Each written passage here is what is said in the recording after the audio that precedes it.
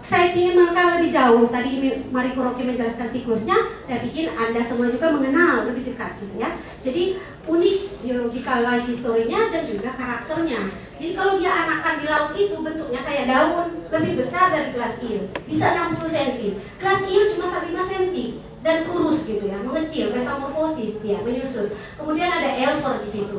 Ini yang krisis, fase-fase yang dari sini ke sini itu krisis sekali. Kadang-kadang kita tidak ketemu di alam ini, susah sekali ketemu. Kemudian yellow eel ini yang lama di laut, di air tawar, di sungai, di pematang sawah juga ada, di paling besar juga ada, sampai ke danau. Dan ini silver eel yang siap untuk turun. Ya. Tapi terus terang ini bukan semuanya ikan Anguilla baikara. Susah menemukan komplit seperti ini.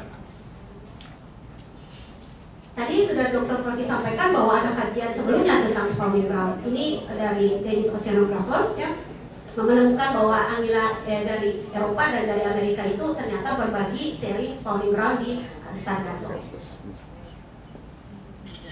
Kemudian Profesor Katsumi Sakamoto, sensei kita, saya sama Mary ini menemukan bahwa Sidat Jepang itu spawningnya di kepulauan dekat Kepulauan Mariana di Pasifik. Dan itu begitu banyak publikasi yang keluar. Dan salah satu temuan penting beliau adalah salinity front itu adalah limiting factor untuk spawning ground dan Japonica. Tapi bagaimana di Indonesia belum ada informasi kapan, di mana, dan bagaimana Sidat tropis itu memijat, nobody knows.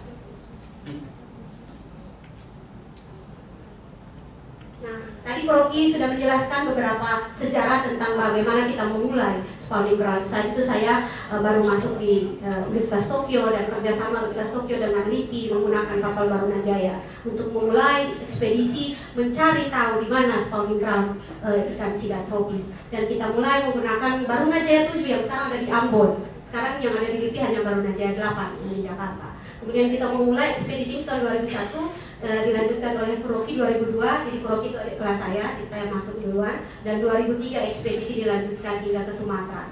Ini saya contohkan yang di Indonesia bagian tengah. Dari Jakarta kita ke Makassar, terus laut Sulawesi, kita ke Laut Maluku, Teluk Tomini, turun sampai Flores, Banda dan Flores, kembali ke Jakarta. Hampir 1 bulan kita di sana. Ini Profesor Sakamoto, ini saya, ini Bu Dr. Ana Sasanti. Mungkin orang KKP tahu benar, beliau sekarang bekerja dengan Napoleon. Dan ini ITM-Net yang kita gunakan untuk mengkoleksi sampel. Dan ini Dr. Jun Aoyama, beliau yang banyak mengajari saya selama bekerja bersekolah di sana. Dan itu Profesor Dr. Samwat Risen sebagai Chief Scientist.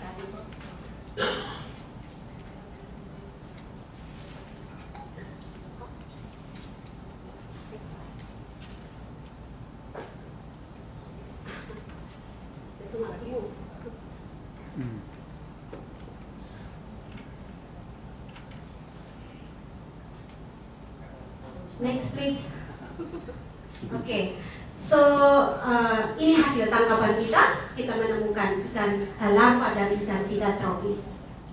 Lanjut, dalam berbagai ukuran, dan temuan kita yang penting adalah di perairan Indonesia bagian tengah sendiri ada 5 spesies setidaknya yang masuk: Anguilla marmorata, Anguilla liberioris, Anguilla baikara pacifica, Anguilla bornensis, dan Anguilla cerevisiensis.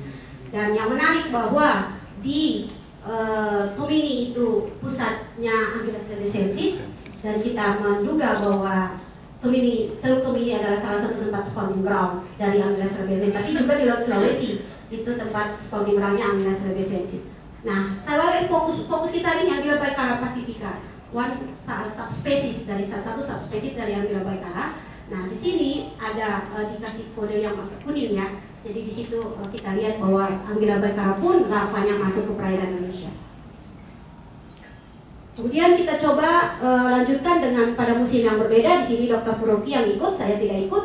Nah, di sini kita bandingkan musim kemarau dan musim penghujan seperti apa. Ternyata di musim kemarau kita dapatkan spawning groundnya, larvanya, tapi di musim penghujan itu nyaris tidak ada tangkapan, apalagi di Teluk Tomini. Jadi seasonal